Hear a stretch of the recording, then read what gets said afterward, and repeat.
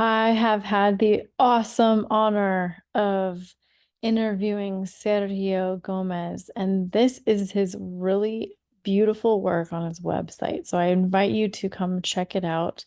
He is known for his large scale figurative abstraction paintings and charcoal drawings that delve into the profound cycles of life. So cool. I watched some of his videos and he shows himself creating these live at his shows too, which is really cool. We had a really great conversation and we talked about some of the most cutting edge stuff that I know a lot of artists are not really talking about too much right now, including AI, AR, and VR, like really the future in technology with and for artists. There's even some other things he's going to share that blew my mind. I can't wait for you to hear about what he's working on, what he is practicing and just what he thinks the future for artists is going to be like. So good. So he has an incredible resume. He's been an artist for a long time. He has participated in over 150 group exhibitions in a wide array of countries, including Spain, Sweden, Mexico, Austria, Italy, South Korea, England, Cairo, Belgium, and the United States. Been in museums, and he's curated over 100 exhibitions in the US and abroad. He's a curator. He's also the co-founder of a coaching program for artists called Art NXT, like next level. And this is where he helps artists build sustainable art careers. And he also has a robust podcast, YouTube video series, and he just loves helping other artists and educating them. And I'm in awe of all that he does, and I invite you to check out his art and go shopping on his page to see his prints and some originals too. You can see his beautiful work here. Really interesting, different collections, and you could really get lost in all of his incredible projects. I'm not going to go into AR too much, but he will, and it's going to be really special for you. Also, go check him out on social media. He's really active and really helpful to artists too. So let's dive in, meet Sergio, and you're going to learn so much. Thank you so much for watching this series too. And if you have any questions, please reach out and I will love to help you in any way. All right, let's dive in. Welcome, Sergio. Thank you so much for being here today. I'm so honored to have you. Hi, Justine. Super excited to, of course, be with you here and meet you in person here through the video. So Yeah. looking forward to share with our friends too and have a great conversation. Yeah, me too. Thank you. So you're in Miami, I'm in Los Angeles, and Mhm. what a cool different perspective too. I'm curious about you have so many amazing projects all happening simultaneously. Sometimes it happens like that. Not always, but sometimes seems like all things roll in the same direction, right? It is Yeah. kind of fun when it happens because I think one project kind of gives you enthusiasm and energy for the next one and the next one.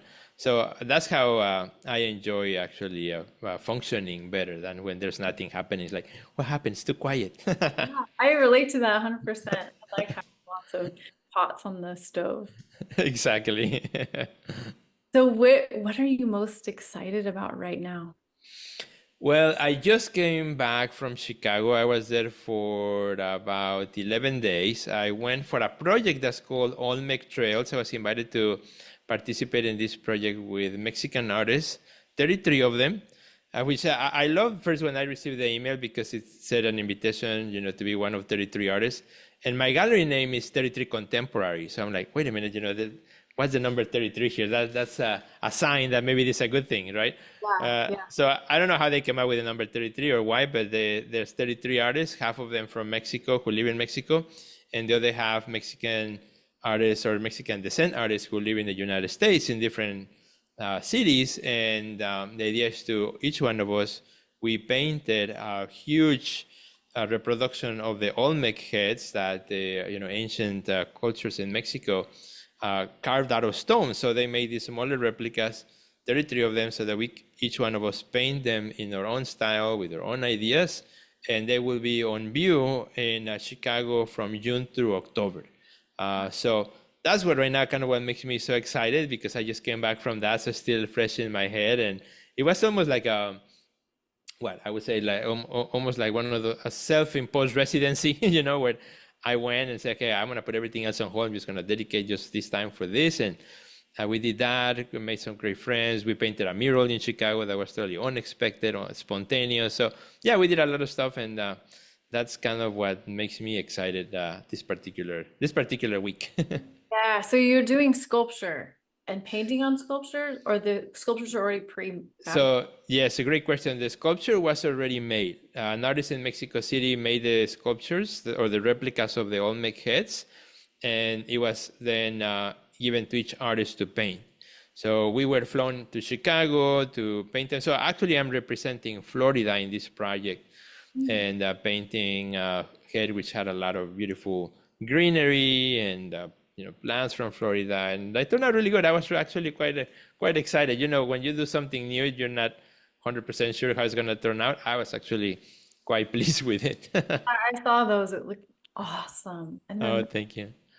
right? Yeah, and it's really cool because each artist is using their own interpretation, their own idea of how they want to connect with the piece and with their Mexican heritage. So that was really fun. I really enjoyed that. Wow.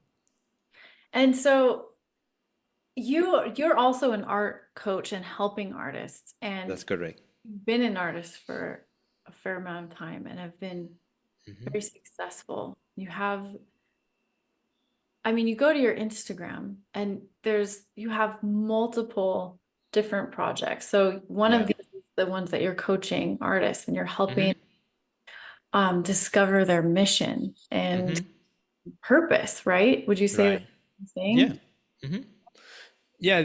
That project started probably about 8 years ago. And prior to that, kind of like the context of how it started is because 20 years ago, in 2004, we started the gallery, 33 Contemporary Gallery. So the gallery began, and then I became a curator for an art center in Chicago where we had the gallery too. And so, working with artists from all over slowly, I began to really do a lot of coaching one-on-one with artists who would come to the gallery to talk and chat, and they needed advice, and particularly on the business and marketing aspect, right? Because there's the one thing that we all love as artists is walking in the studio and making the thing, right? Making the art, whatever that is that our friends make, painting, drawing, sculpture, photography, you name it. That's our first love. That comes natural to us, and that we could be there all day long. And but eventually, at some point, that artwork has to go outside of the studio and meet the world, right? And that's where a lot of times we get like, how do I do that? Or particularly as the world continues to change.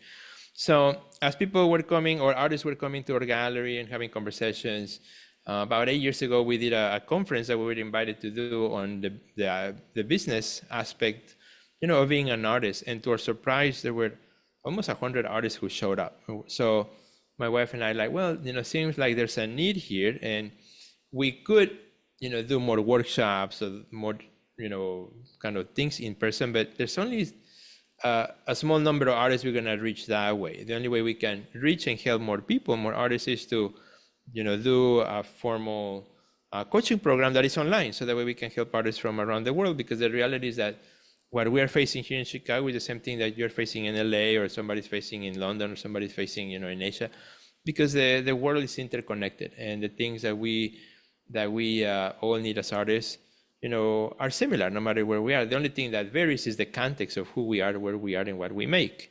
Besides that, the world works around social media, marketing works around that. Every artist needs a website, things of that nature that are still the same. So that's when we started the program, and through the program, we help artists um, find kind of their uniqueness, right, as individuals, as artists, put together their business as an artist too, and also gain confidence, which is also super important.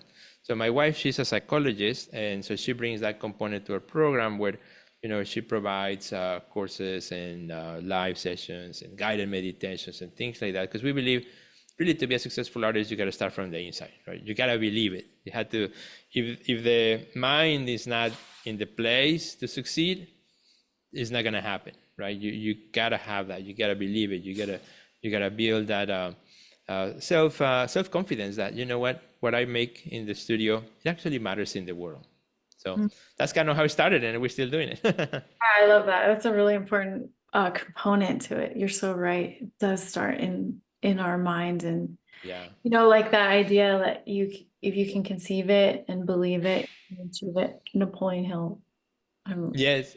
right now. Well, Exactly, right? Yeah, yeah. yeah, yeah, exactly. It's exactly the same old story continues to evolve. You have to believe there's a treasure out there for you to get up in the morning and go and try to find it, right?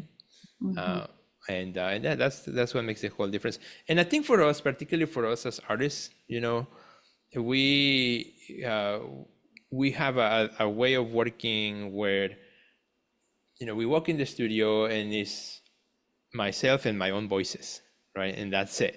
And sometimes those voices could be quite loud. You know, maybe your art is not good enough. Maybe the curator's not gonna like it, or the collectors, or all these voices that sometimes get on the way. And for many years, I worked in advertising, before I opened the gallery and so on. And when I walked in the office, there was a team, there were people, we were talking, there was immediate feedback, and you know, none of that exists in the art studio. It's just us and the work and our voices. So, that's why I think it's so important that, we work on this mindset part of our career, so that, we can wake up in the morning and say, you know what, I'm going to give it a try again today. Maybe yesterday wasn't the best day, but, today it's a brand new day. So I'm an artist on a mission. I can get to do this. Yeah, artist on a mission. Yes. So what I also noticed that you're doing that I don't see a ton of artists playing Mhm, around with mhm. is this next level. Well, your program Uh-huh.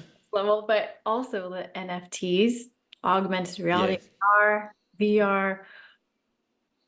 Can you talk to that? Like, what do you feel Yeah. about I know I've heard NFTs are where it's at. Everyone's got to make their art into NFTs. And then I've also heard NFTs are dying out. Yeah. Like what's your experience? Because you've got some beautiful NFTs available. Oh, thank you. Thank you. Yeah, so I think, I'm always been interested in technology.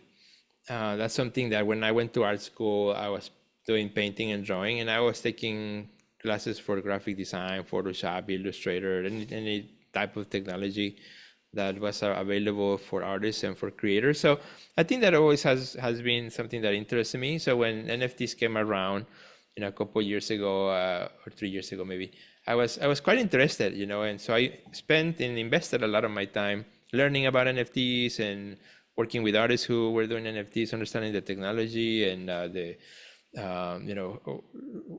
why and the reason, and what they could do for artists and things like that. So I got quite invested on it, and I started to do my own NFTs as well. So I had some collections that I put out there. I sold out a couple of them, which was really fun.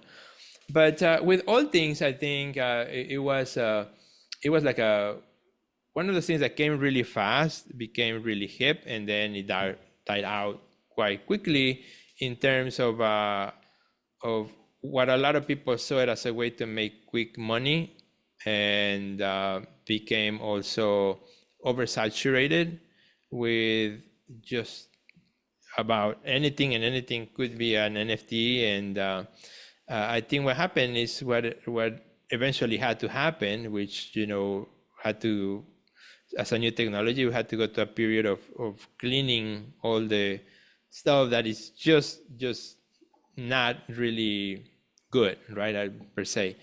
And you know, I think that just happened. And for the last year or so, the cryptocurrency market, suffered quite a bit, and that included NFTs, and people who were buying NFTs also had a slowdown in purchasing, and because a lot of the sales went down too, and the market value for NFT. So I think as a technology, it's a fabulous technology. Is the idea that you can certify ownership, of a digital asset like you could never do before, particularly for a digital artist. Let's say I create an animation, right?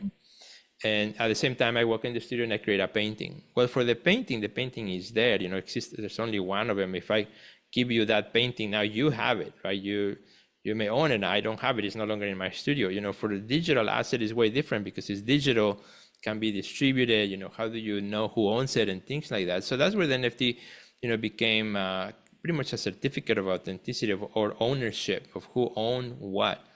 And yeah, it wasn't just JPEGs, because yeah, you can multiply a JPEG endless numbers of times, but only one person could be certified as owner. And that's kind of what it was.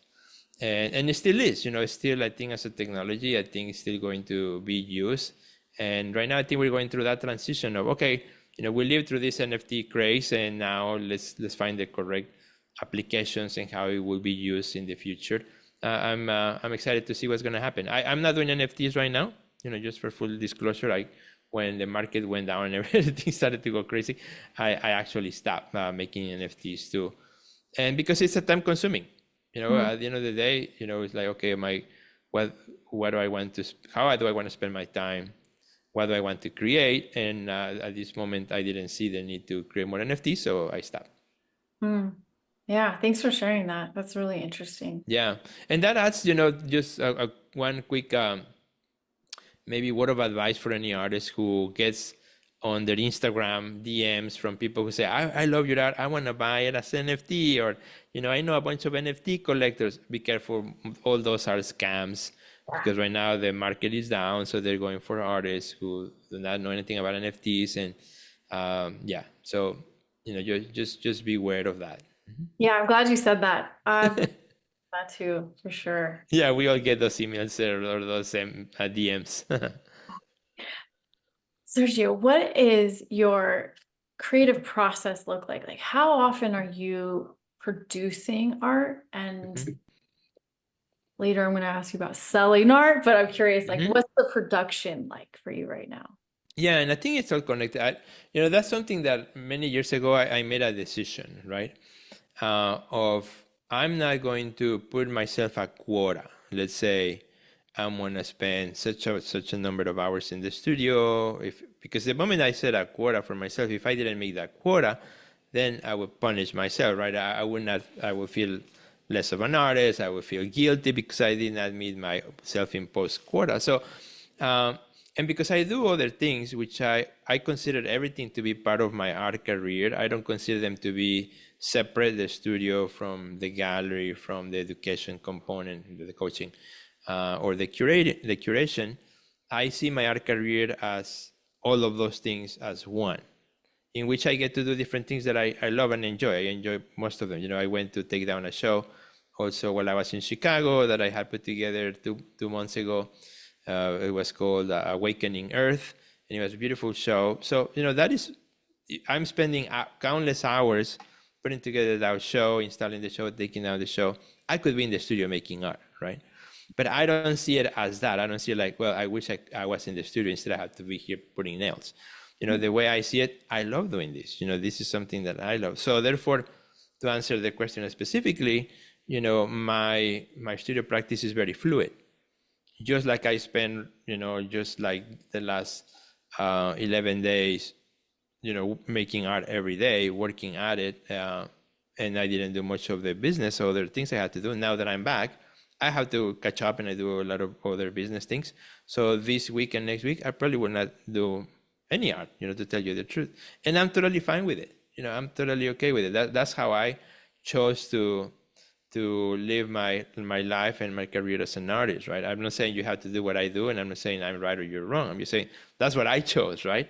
And as a choice, I'm happy with it, Yeah, some people may say, well, if you don't make art every day, or artists need to make art every day, or, well, that's again a self-imposed quota that you're giving yourself, or somebody told you, but you have to do you have to make the choice of what art career you want to live, and then don't criticize what others choose, right? That's kind of my way of seeing it. And there are artists who work every day in the studio, and they work in every day in the studio, and I love it. That's awesome. That's not me, Mhm. right? And I'm okay with that. So that's why there's no specific answer to that. And the same thing when it comes to the marketing and the sales and all aspects of it. It's because I like to work in series, for example. Typically, I like to then do a series and then do a full release of that series, then do the marketing for the release of the series, maybe 3 or 4 pieces. That's when I will be pushing the sales really hard and things like that. And when that series is over or those pieces are sold or whatnot, then it's okay, then I enjoy being an artist. So I like the concept of push and pull. There's time to push the sale really hard and say, hey, no question that thing is for sale, and everyone needs to know that's for sale and how much it costs and where to buy it. And then there's times in which, it's okay. Right now I'm not pushing this. I'm enjoying being an artist. So I enjoy those cycles of how I use my time and my energy. I like that. What would you say to Yeah. the multi-passionate artist that likes to create in many different forms and in your way as well? You are multi-passionate and Hmm. creating in different business forms as well too. So have you've heard that like if you're, master of none, if you're dabbling Yes. in everything, right? Yes.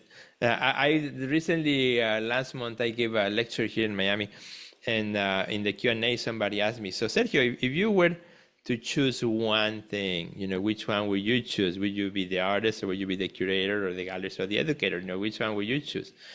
And that was a good question. And so the way I answer that question is like, well, to me, they're, in my particular case, I find them to be all the same thing. They're integrated. I don't like the analogy that, okay, I have the artist hat or the educator hat or the gallery hat, because every time you put a different hat, you're becoming a different personality, right? You are embodying a different persona, a different activity, different something. I like to wear the same hat, in my own mind at least, to wear the same hat and just walk into different situations. And but I find that as the artist, I'm in the gallery and sometimes I see something that, like, man, that really inspires me in the studio, and vice versa. I think there's a lot of crossover information that is useful for me in the artist in the studio, or when I'm coaching somebody, right? Somebody may have a question on how to deal with a gallery, like, well, I was dealing with something like that yesterday, right? We had the same issue or the same problem, or this is how we solved it, this is how we did it. So I find that all the different aspects inform the others, and therefore uh, I don't have a one that I would say I would just do the one thing. But that's how I'm wired. I'm not saying that everybody has to do that. Like you said, um, some people, all they want to do is just the art, and that's awesome, and that's fabulous. I celebrate that. And others who are like me say, you know what, I cannot just do one thing. I need to do 3 or 4. That is fine. But I think that the key component here, as you said, is that in whatever ones you choose, that you give it your best.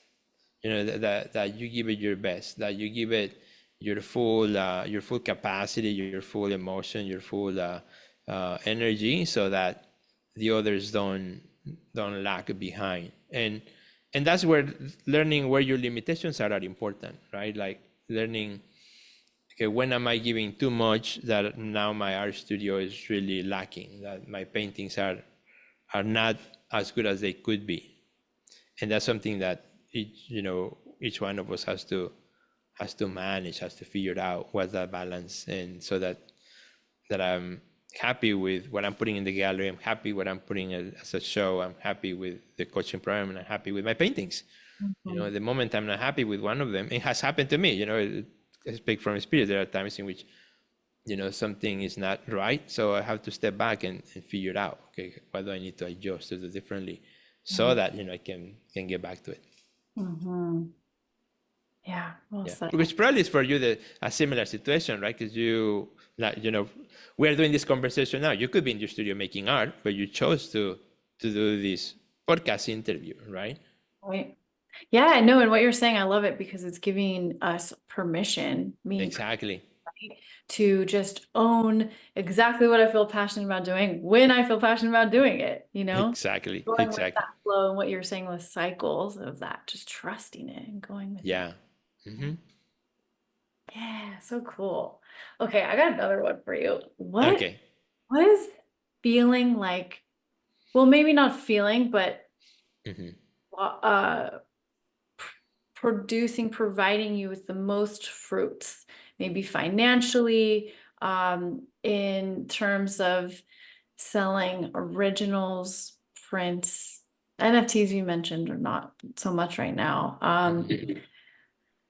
Running a gallery or being an art coach. Which one is more fulfilling? Is that the question?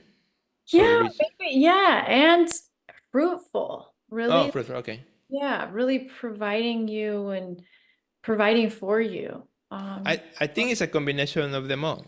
Yeah. I think it's the idea of having multiple channels of income, multiple streams of income, because no business of any kind will always be at its 100%. Every business has season, every business has ups and downs, every business has time where like, oh my God, everything's selling, and then or times where like, oh my God, nobody's buying, right? So there are having multiple income streams allows you, to balance and to manage and to plan, as well. If you only have one source of income and something happens to that source of income, you're in trouble. We saw it in the pandemic. I had to coach so many artists who came to me and said, you know what, Sergio, my gallery closed. I never took the time to learn about marketing. I never took the time to start my own business. Never took the time to, foster my social media. Now I don't have anything. The gallery is closed. What do I do? That was an artist who depended on one income stream, and when that income stream, which came through the gallery, collapsed or had to go, was in a starting point. So I think that's when we need to think about multiple income streams is a good option. And by multiple income streams doesn't mean that you have to go and become an Uber driver. It's find things that within your art career with your skill set, your tool set, that you can also do. Let's say if you spend all day in the studio, well, then you can think about sales of paintings, sales of prints, merchandise, maybe education, like coaching somebody to your technique, or doing events once in a while in your studio where you bring people in, and all those can become income revenue sources. Licensing of your art. I mean, there's so many ways, so many ideas. Last week, no, was it last week? Well, a few days ago when I came back, or like last day, actually was the last day when I was still in Chicago, I did a quick video for my YouTube on how to maximize an opportunity, right? And like five things you can do to maximize an opportunity. And the last one was exactly on that, asking yourself, okay, out of this opportunity, how can I monetize it? Is there something I can do to monetize this opportunity? Can I do a print? Can I do an event? Can I do a commemorative piece, right? That's special because, X, Y, and Z. So it is that idea to finding ways to monetize your passion, which there's nothing wrong with it. When I went to art school many, many years ago, some 25, 30 years ago, when I had black hair, you know, uh, art and money were like two separate things. It was, an artist would never take a business class, an artist would never, do what we do today. But the world has changed, and I always say, art is not about money. That's true, but you need the money to make the art that is not about the money, right? So, some people are lucky; they got an inheritance, or they they have other big source of income, and that's fine. That's awesome. But others, we had to make it work. So, you know, learning how to do it, create those multiple income streams, is an asset that I think can help anyone. Yeah. Well said. What would you say, what is the AR that you're working on? I know. Ah, yes, that's exciting too. Yeah. Yes. So augmented reality. Yes. So because I love technology, right? And many years, for 13 years, I actually taught at the university level, like graphic design, animation, and things like that. So I've always loved that as well. I don't teach that anymore, but I did once for quite some time. And you know, the thing about an animation is that there's motion, something is moving, and we are all attracted to things that move, right? You look at a picture, it's fine, it's beautiful, it's static, but if something were to move, you know, all of a sudden catches our attention, right? So Yeah. that's how I started to get interested in augmented reality. Is the idea of using a static image that when you use a device such as your phone and you point at it with your phone, you know, the phone becomes a channel or a bridge to reveal an animation or something that moves or that is unexpected, you know, from that image. So as technology continued to evolve and so forth, I found a company based in Vienna that's called Artivive, and they provide the technology for artists to do that. So I became an Artivive ambassador. I'm an ambassador for them. And the way it works is you use your mobile device with their app and you create the animation. It's not that the phone creates the animation for you. You first have to create the animation or the thing that's going to change or move or do something.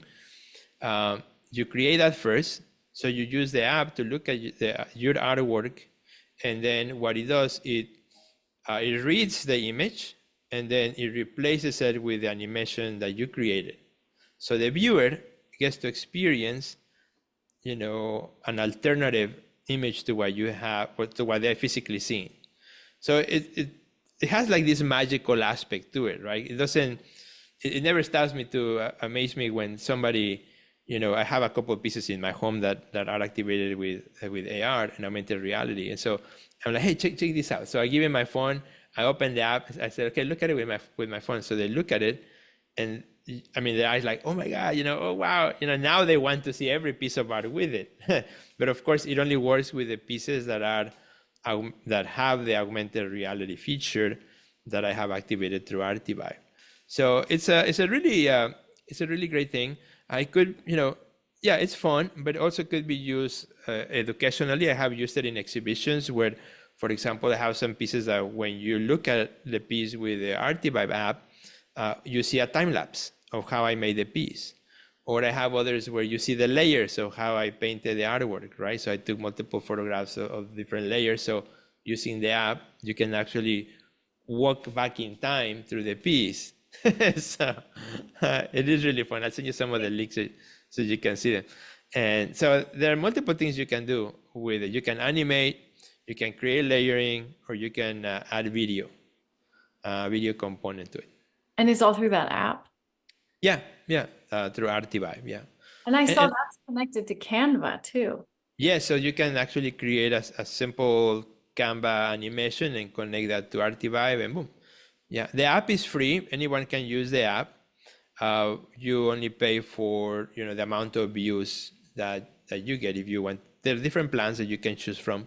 Anybody can try it for free, but there's also, you can then buy different plans to, let's say if you're gonna have a big exhibition, you know, so there'll be a lot more viewers to it. Wow. So this really is interesting because it is getting human beings into a physical space to experience AR. So it's Yes, not primarily only digital. exactly, exactly. The only digital part is, you know, what you will see through the phone. And what's really cool about it is that, let's say I make an augmented reality of this painting behind me, right? Doesn't matter where this painting is, as long as you have the app, you can look at it. But also, let's say I have the painting printed on a T-shirt. It will also be activated if you look at the T-shirt with the app. Or let's say I have it printed in a book, or in my website, I have a whole page where you can see a number of my AR pieces. So you go to my website in the computer, and then you take your phone, you open the app, and then you can see it at work. So it doesn't matter where the image exists, you know, because it reads the image, not the actual physical object. It reads that image, whatever form it may be, on a sticker or on your T-shirt or on the canvas. So it's Wow. pretty fascinating. It's pretty cool. Are you doing that? Are you putting it on other objects and in different forms? I have done some things with it. Yeah, I have done something. I mean, if, for example, the image could be in a postcard, or I have done catalogs like books where, as you go through the catalog, the pieces are have AR, augmented reality. So Wow. yeah, it is quite fun. And like I said, you experience a lot of my prints that I sell on my website do have augmented reality as well. So do you have a little QR code on the title card or something where they scan the app or something like that? Or do Yeah, you? yeah. So I include a little sheet. There's a sheet that says this print is activated with augmented reality. Here's the app that you can download, and then just point to the artwork. Very simple instructions. Wow. I love that. You really are tapping into the future of this, and I don't think a lot of artists are, and I think that's really cool that Yeah. that you're teaching and you are inviting artists to learn about business Mm-hmm. and technology and the future of where art is heading, because the I believe that Mm-hmm. the more technology evolves, the more precious original art becomes, and the more Mm-hmm. precious human experience becomes, and the human touch becomes. And that's why, Yeah. like, as a tattooer, I believe that that's a fantastic additional stream of income for an artist, because Mm-hmm. learning that can, Yeah. I don't think that a machine or robot will replace that human touch that we crave, and same with Yeah. fine original art too. So Yeah, and especially as we go into now all AI and all that stuff. Yeah, I think there's something said about the creative, the human touch. yeah. Very cool. And do you think that the NFT, or do you think there's something, or do you know of anything else that is going to make a virtual experience of experiencing art, something you can monetize? I Or think I think so. I think there will be more opportunities, and as we go, I think now with the sets like Apple and Meta, they're coming out with their goggles where you can experience an alternative universe and things like that through the devices or through glasses that are coming up and stuff like that. I think there'll be more ways to do it. I don't know how exactly that will yet to see. But something that's interesting too is that, for example, the saturation of images too. Don't you think about now, there's so much imagery out there in the system, in the world that because now with AI, anybody can just go and give some prompts to the computer and you get, unlimited number of images. So at the same time that I think what the artist brings when creating a work of art or a tattoo in this case, or a painting or a drawing or whatever it is, there's something I think that's still magical about it, right?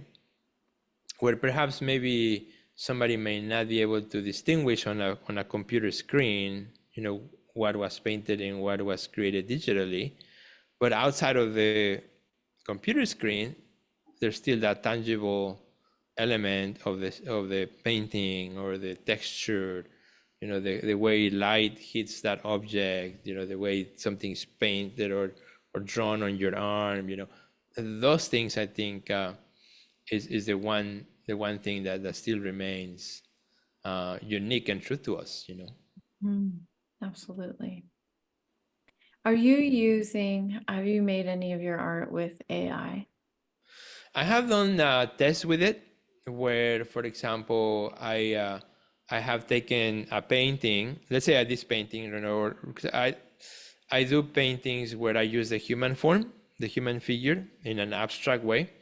So I've taken like some images, putting them through AI to see if it can create something similar. And it's been interesting to see, you know, some things look cool, some things I don't like, some things are okay. It still hasn't been able to kind of like reproduce exactly what I'm maybe thinking.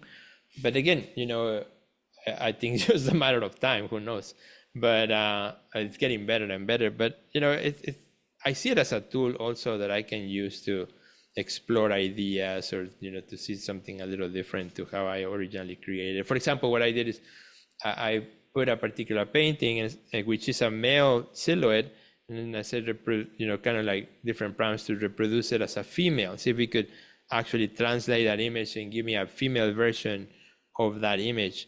And so far, what I have received is not exactly what I was looking for. It keeps trying to make it realistic, like tries to keep making it photographic in a way.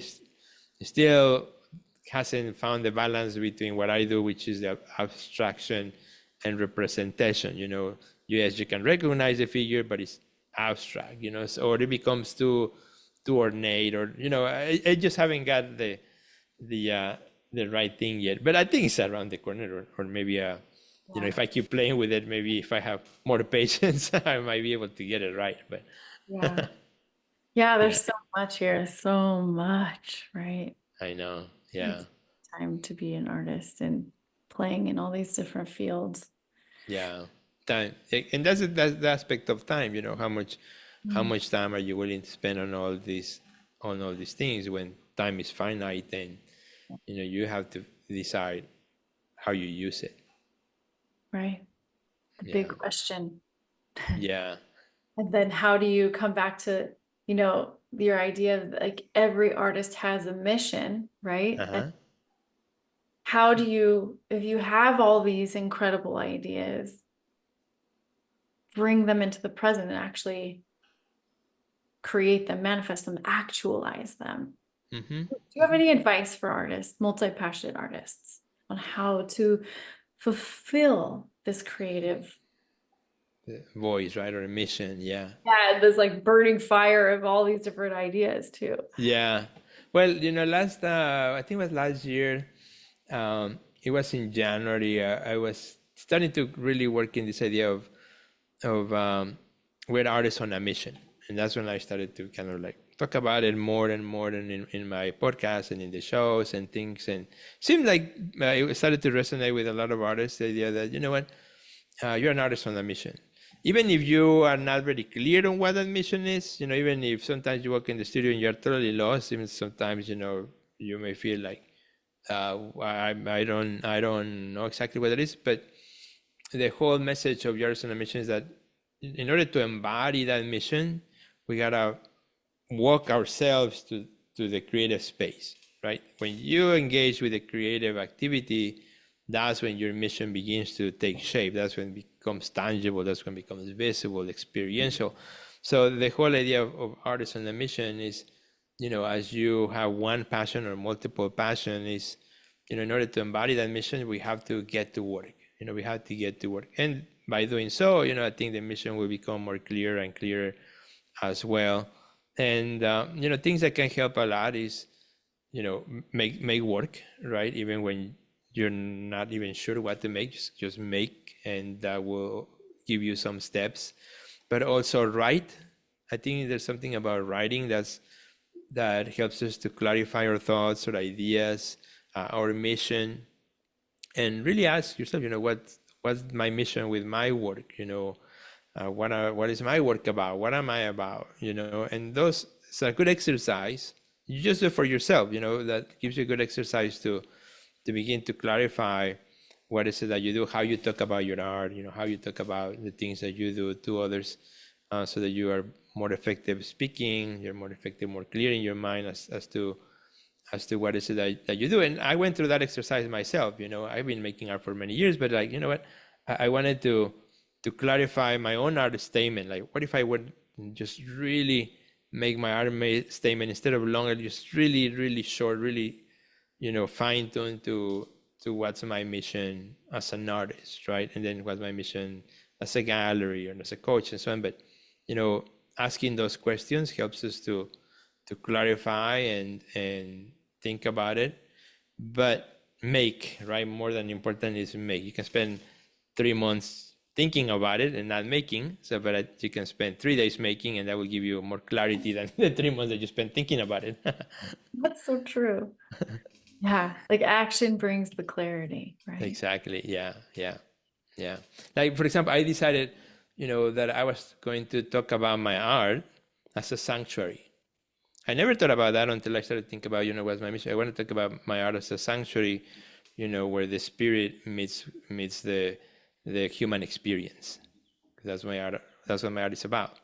So I came out with those words and those ideas, by thinking about I'm an artist on a mission, and what is that mission?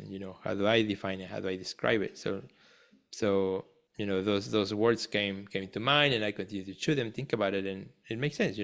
So each piece is a sanctuary for the spirit and the human experience to play, to collide, to exist. Yes, absolutely. Beautiful. Beautiful. That's a really beautiful concept.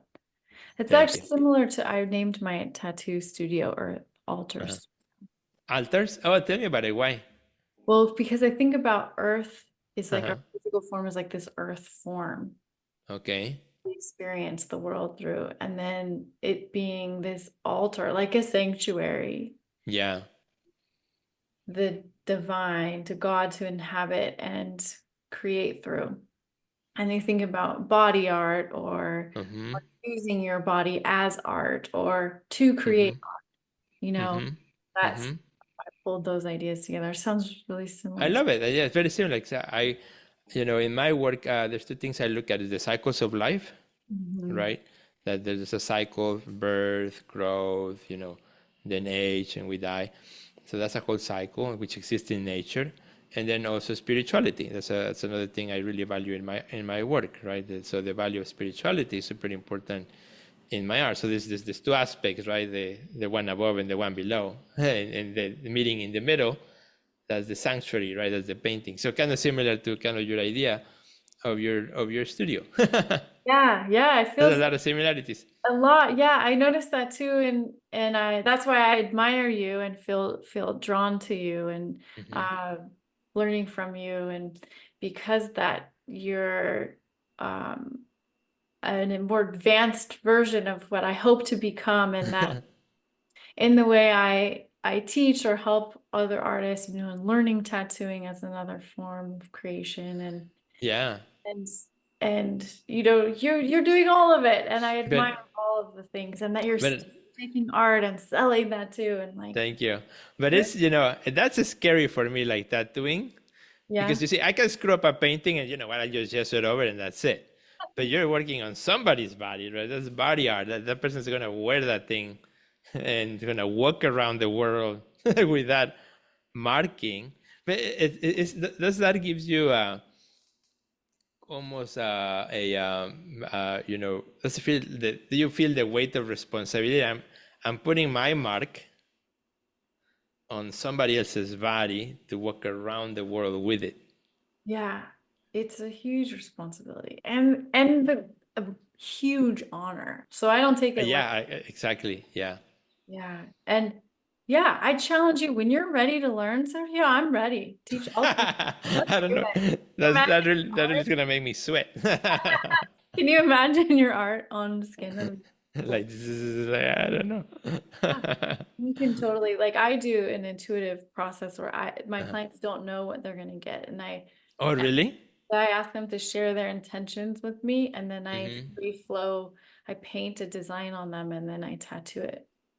Do they see it before you tattoo it, or no, or Yeah, so or, I or it's paint too it. late? No. Yeah, no, I paint it with this stencil design solution that's Uh-huh. for the skin, and then they look in the mirror and we modify it until they Wow. then we tattoo it right on the spot. So Do you can you do it. Yes, exactly. feel. Yeah, that would make me feel a little better. Those is that where you feel like the spiritual component is also this connection with the or with another person, the interaction, the conversation, the trust that has to be built, in order to do this. Yes. Yeah, it's very steeped in a spiritual practice for me on my side of it, even before I show up to the appointment for the tattoo. Hmm. To How make do you prepare mentally for it? um over the years, it's quickened, the process is quickened, but it Okay. used to be a long meditative process before. Hmm. And I would sit in meditation with my Hmm. client, for a half an hour to an hour and Hmm. then I would see the design Yeah. and feel it and feel them. Now, after Yeah. doing that for so many years, every single day, it's now instant. And I Yeah. just I sit with them for a moment. I hear them speak. I see the design. I paint it on them and where we Wow. go. It's really interesting. But That is a cool. yeah. So And I think you. go ahead. Go ahead. I think you touched that also in the preparation, right? The idea of preparing, Yeah. like even now, a design that comes a lot faster. But the reason it comes out faster is because all the preparation that you have had for all previous ones, right? That you're able to do this now in such a quick way, and I think that the practice of meditation, clearing your mind, and so on, it helps us, all of us, as artists, on performing to our best capacity throughout our day and the things that we are doing in Yeah. our business too. I think so too. I think that there's that when you can meditate, you can expand time. Yeah. Like that idea I've heard of collapsing time. Have you heard that idea? No, what is that one? Well, I think it's sort of the same concept. Okay. Collapsing or expanding time kind of feels like the same thing to me. And so Hmm. in meditation, I can feel that happening. That Okay. when you get in flow state, Yeah. you Yeah. lose track of time and you do so much within even like Hmm. it can sometimes feel like hours passed and it felt like a moment, or it's a Hmm. moment passed and it felt like hours. It's kind Yeah. of that feeling. And I think when you go into a meditative state or you can click into that flow state, you don't Yeah. even meditate because you can click in there, and that is Yeah. very, very cool to practice to get to that quickly. Exactly. That's awesome. I love it. No, thank you for sharing. That's pretty cool. Yeah.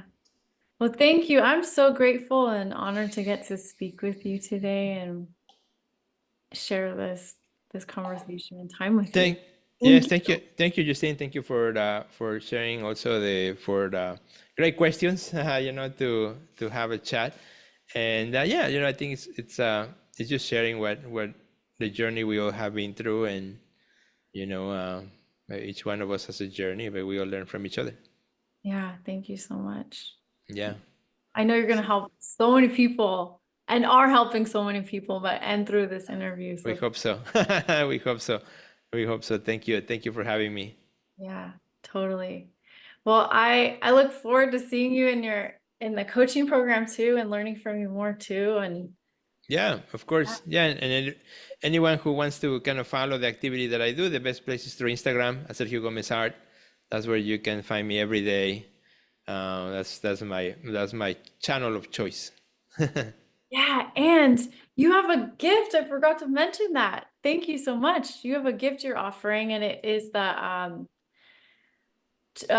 21 must-have emails. Can you tell us about that really quick? Yeah, so I was thinking a while ago, what if I collect all like the best scripts that I have used over the years, which they are like all over the place, and put them all in one PDF, so it's a lot easier, so I can use them. A lot of the resources I create, I always think that how can I use it myself, right? So now that I'm using it, well, might as well let's share it with other people. So, I wanted to create this kind of like library of 21 scripts that we can use for different things, like for example, let's say you go to a party tonight and you meet a gallery director, right? What would be the next email that you want to send them tomorrow? Well, I have a script for that. right? Or maybe you meet a collector. What would the email that you want to send them should say? So I have a script for that. So that kind of thing, 21 very useful scripts that anyone can use. And the key is, you look at them, you copy them, and then you make them your own, right? You don't want to just copy and paste and put somebody's name, but you want to make them your own so that sound like you. But it gives you, it's like a template that you can customize and it helps me a lot when I'm learning something and I see a template like, oh, okay, that's how it's supposed to look. Okay, now I can make my own, right? So that's the whole idea. It's a simple PDF. You can just copy and paste it, use it as you wish, and then make them work for you the same as I'm making work for me. So yeah, it's a great resource and available to all our friends. Perfect. Wonderful. So Yeah, much. I have forgotten about that. Yeah, so thank you for reminding me. Yeah, you're When you welcome. said I have a gift, like, okay, shoot, which gift was that? Okay, yeah, then. I noticed that. I was like, I gotta refresh your memory. But Thank you. No, that, I think that's gonna be awesome. That's so cool. I've never thought about that. yeah, I yeah, feel those you get in that moment, you're like, well, okay, well, what do I need to write to that person? What do I say? yeah, exactly, exactly. Or a thank you. Somebody, you have a show and thank you to the curator. Which is this is right. This here's a one quick kind of like little bonus, right? I curate a lot of exhibitions. The previous show I just closed. There were about 45 artists, and etc. The other one, so I curate a lot of exhibitions with a lot of artists throughout the year. I've curated over 150 shows, and I can count, how many people actually after the show ends send you an email to follow up, to follow up to the curator or to say thank you or to stay in touch with the curator. Most of us as artists, we have the show. Hey, it's excited. The show ends. We're already thinking about the next one. We're moving forward, and that's it, right? So we can maximize that opportunity if you send a thank you email to the curator. Thank you so much for having me. I really enjoy it. I love this piece or that, or it was really fun. Or, I'll keep you up to date on what's happening, or asking, what is your next show? What you're excited about? Shows interest and shows that you're a person who really appreciate the opportunity. And guess what? We all remember those people, right? So that's why these email scripts can work. Yeah, genius. So. Awesome. I love it. Excellent. Well, thank you for doing what you do and being inspiration and influence in my life and so many others. So thank you, thank you, thank you. Thank you, Justin. Thank you.